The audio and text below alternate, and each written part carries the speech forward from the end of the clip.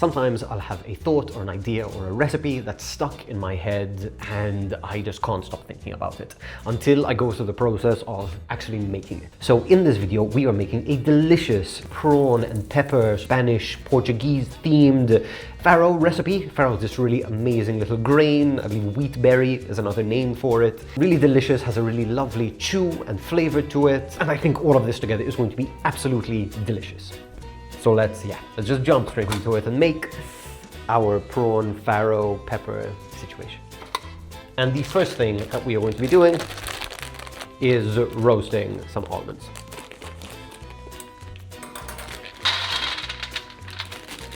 So these are just going to go straight onto a tray into a 160-degree oven, and we can continue this recipe with voiceover Steve.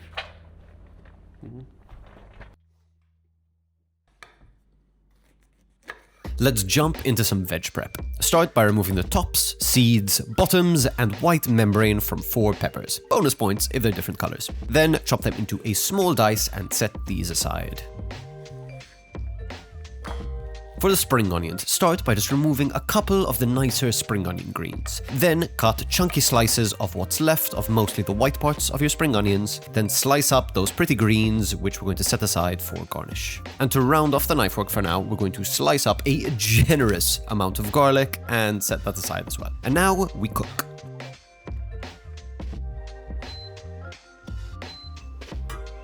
Get a pot of well-salted boiling water going with about 1.5% salt inside of it.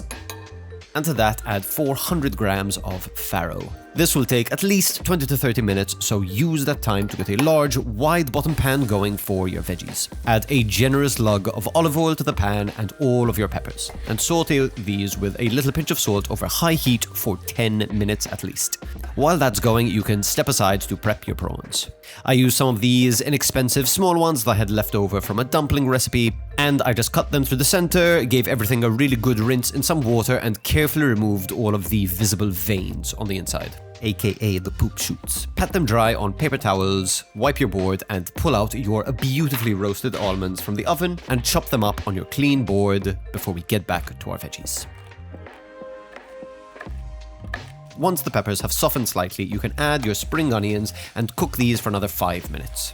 If you're using fresh corn, then you could add it at this stage as well. Next, add a little bit more oil and half of your sliced garlic and saute these for a few minutes along with your cans or frozen sweet corn. Mix everything in and season with salt, chili flakes, and plenty of smoked sweet paprika. Next, check your farro. Once it's tender and has a nice chew to it, and the grains are still whole and defined, you can drain and set this aside whilst we finish working on our shrimp. In a nice hot pan, set over high heat, add a good glug of oil, then add your well-drained prawns. Let them color without moving them for at least 3 to 4 minutes. Give the pan a good little shake, and then add the remaining sliced garlic and a good pinch of smoked paprika and chili flakes. Once cooked through and delicious, add the prawns to your veggies,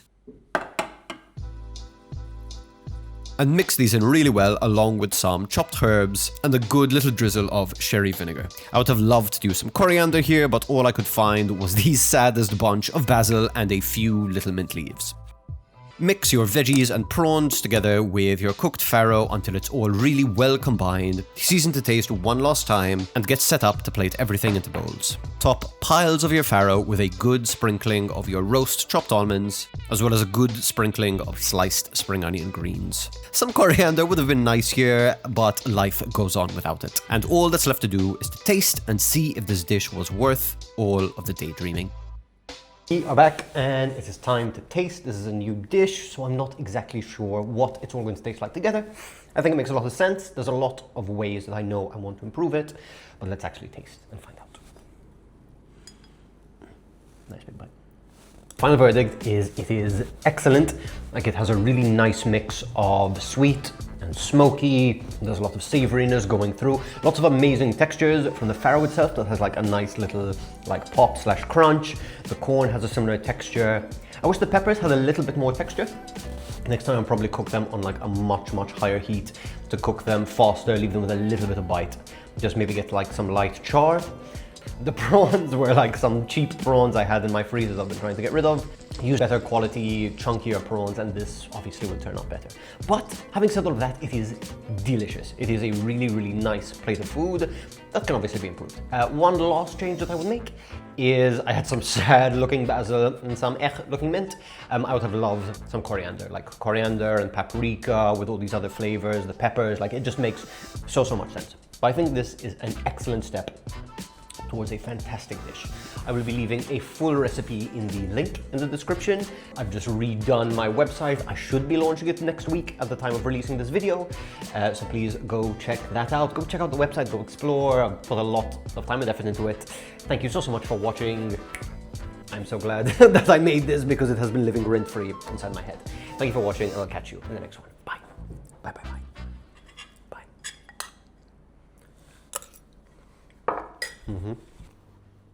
This is why people leave me comments where they say food looks delicious, but I would never eat at your house. Number one, you have never been invited to my house for dinner. And Millie's kind of in charge here. Are you? Oh, you're in charge. Come. Come, little buddy.